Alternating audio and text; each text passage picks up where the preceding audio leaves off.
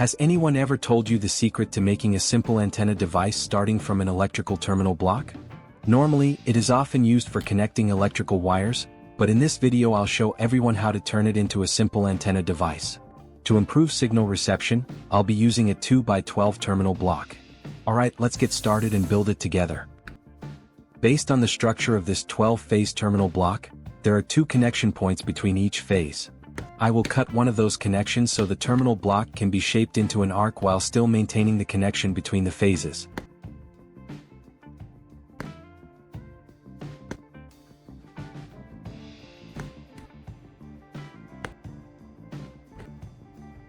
And as you may already know, the arc-shaped structure is considered the most optimal solution, not only for the overall antenna design but also for improving signal reception coverage when an additional signal router is attached. After completing the first step, we will secure the curved shape of the 12-phase terminal block using adhesive glue. This type of glue works very well on materials such as plastic, cardboard, and wood, making it suitable for holding the structure firmly in place.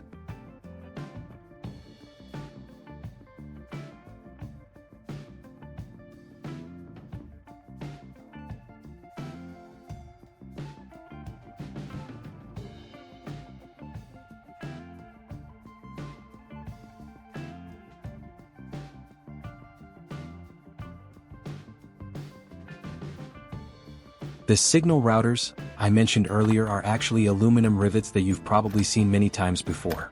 Don't be surprised. Normally we think of them as simple fasteners used to join and secure parts without welding or screws. They are ideal for thin surfaces, hard-to-reach areas, while also helping reduce weight and resist corrosion. But in this project, I'm repurposing them as simple signal-supporting elements because aluminum is a reasonably good electrical conductor and is commonly used in many television antenna designs thanks to its light weight, durability, and corrosion resistance. When arranged as part of the antenna structure, they can help expand the conductive surface interacting with incoming signals, potentially supporting reception depending on the device's design configuration.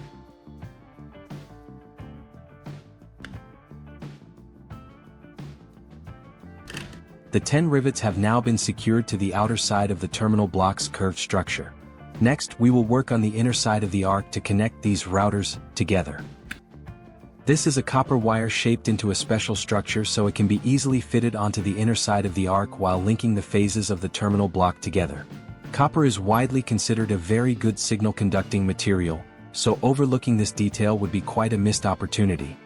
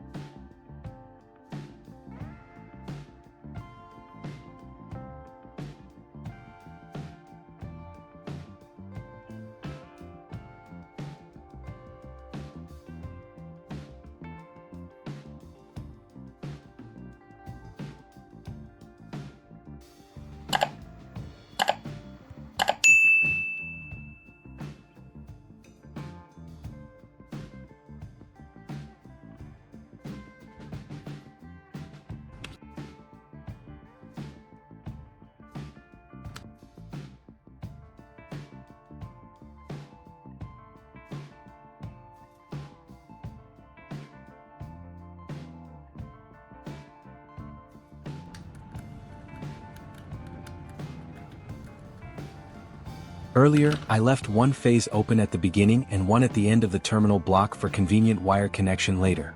And here, I've also prepared these 2 short pieces of wire specifically for that purpose.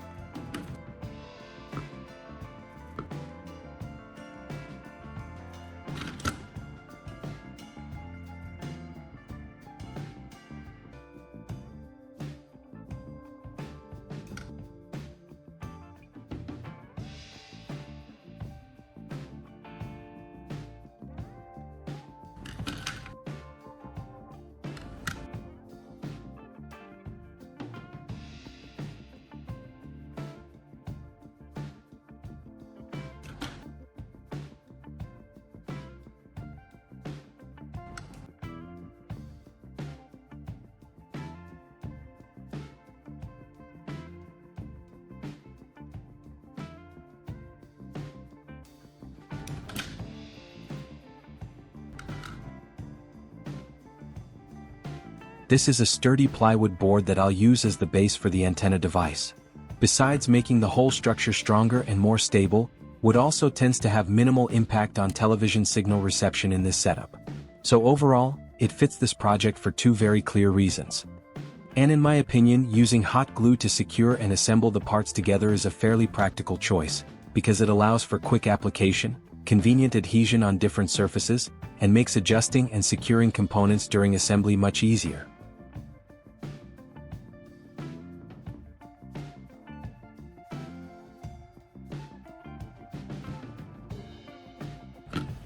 As for the remaining ends of the two wire pieces, I'll prepare them in advance to make the next assembly step more convenient.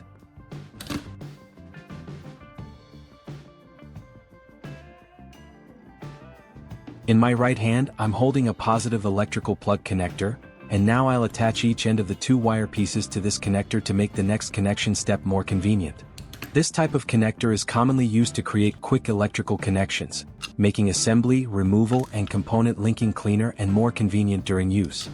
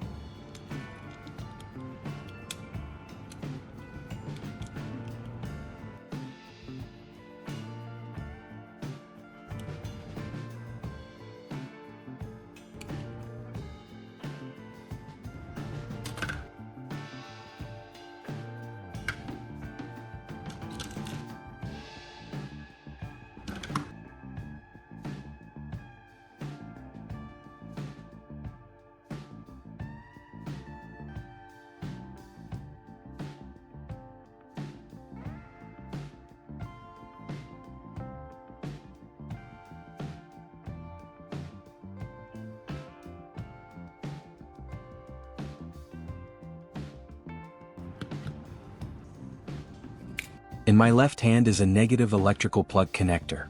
This part may be less familiar than the positive plug connector, as it works similarly to a portable electrical socket, acting as the receiving side that allows plug connections to be linked more conveniently.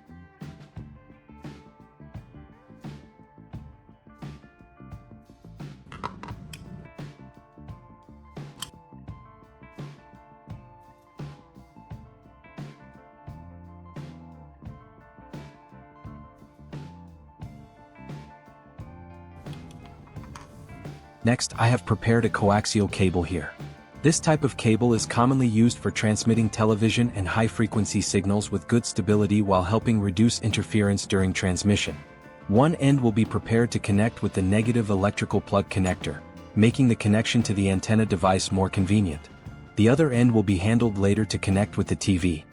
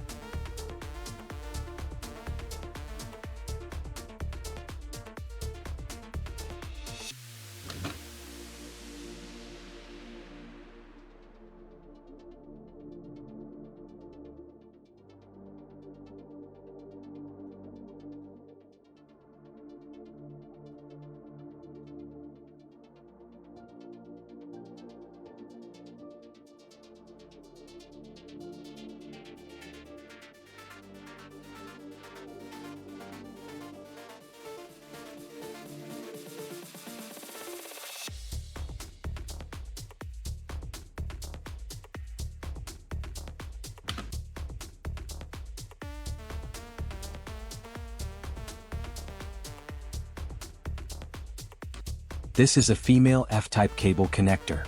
One end will be connected to the coaxial cable, while the other end will be fitted with a 90-degree F connector, making the connection more convenient and flexible during assembly.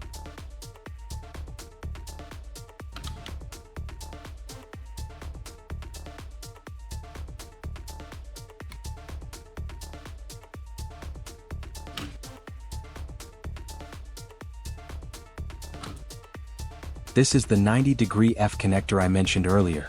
This type of connector makes connections cleaner and more convenient, especially in tight installation spaces. Alright, the homemade antenna device is now fully assembled, complete with its signal transmission component. Now I'm going to take it out for a real-world test right away.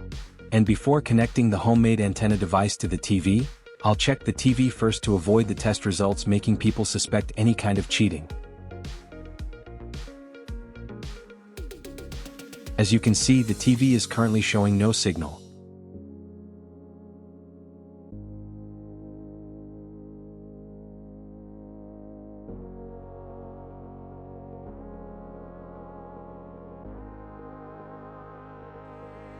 Although the TV is now displaying an image, we'll keep watching for a little longer to see whether the signal is truly stable.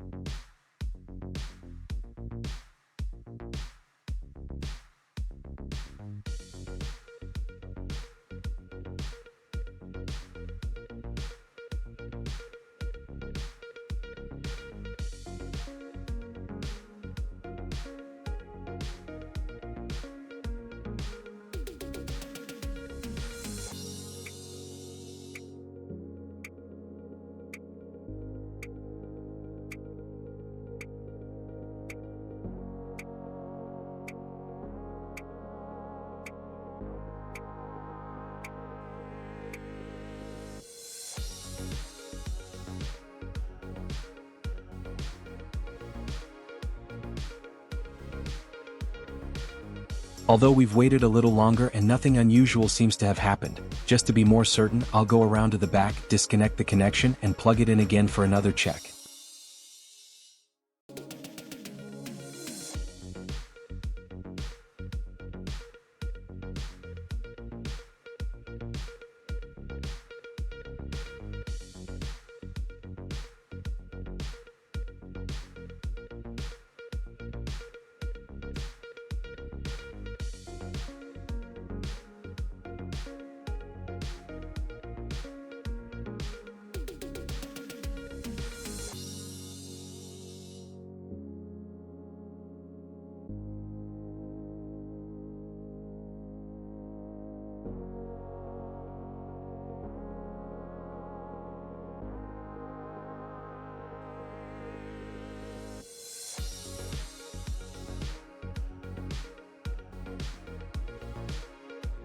After checking everything one more time, I have to say it feels pretty amazing.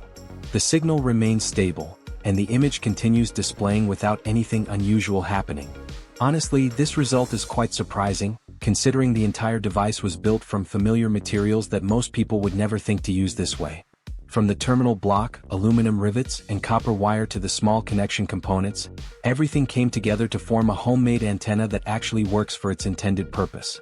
And perhaps the most interesting part is not only the final result, but also the willingness to experiment and turn simple ideas into something that can function in the real world.